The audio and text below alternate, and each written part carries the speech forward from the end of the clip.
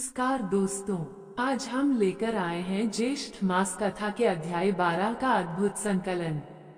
जाने कि कैसे इस त्योहार का सचेतन जीवन पर प्रभाव पड़ता है।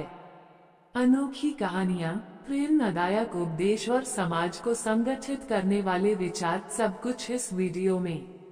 अगर आपको यह वीडियो पसंद आए तो लाइक और सब्सक्राइब करना न भूलें। साथ ही अपने विचार कमेंट में साझा करें। दोस्तों, जेठ मास कथा के अध्याय 12 में मुख्य रूप से भगवान सूर्य के परिवार का वर्णन किया गया है और उनके महत्व को बताया गया है। देवर्षि नारद सांब को सूर्य नारायण के महात्म्य के बारे में बताते हुए कहते हैं कि संपूर्ण जगत के मूल भगवान आदित्य ही हैं। इंद्र आदि देवता उन्हीं से उत्पन्न हुए हैं और देवताओं तथा जगत का संपूर्ण तेज उन्हीं का है। इस अध्याय में सूर्य देव की पुत्री संज्ञा का उल्लेख भी आता है, जो उनके अत्यंत तेज को सहन नहीं कर पाती हैं। साथ ही सूर्य के पुत्र सावर्णी के भाई शनि का ग्रह बनना और उनकी बहन तप्ती का नदी बनना भी बताया गया है। तप्ती नदी विंध्यागिरी से निकलकर पश्चिम समुद्र में मिलती है और इस नदी में स्नान करने से बहुत पुण्य प्राप्त होता है। सौम्या नदी से तप्ती का संगम और गंगा नदी से वैवस्वती यमुना का संगम होता है।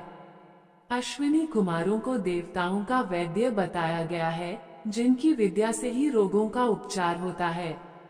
कुछ कथाओं में ये भी बताया गया है कि इस अध्याय में राधिका नाम की कन्या के विवाह के संबंध में नारद जी से सलाह ली गई है और वृंदावन तथा यमुना के दिव्य स्वरूप का वर्णन किया गया है।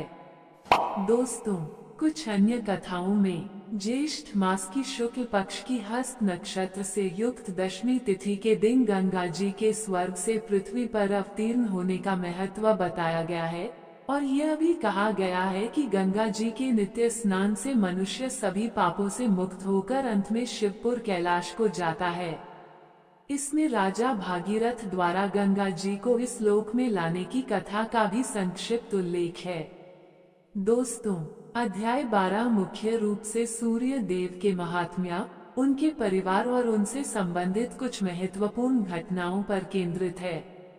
इसमें पुण्य प्राप्ति के लिए नदियों में स्नान और देवताओं के महत्व को भी बताया गया है। दोस्तों, वीडियो लाइक शेयर सब्सक्राइब करें।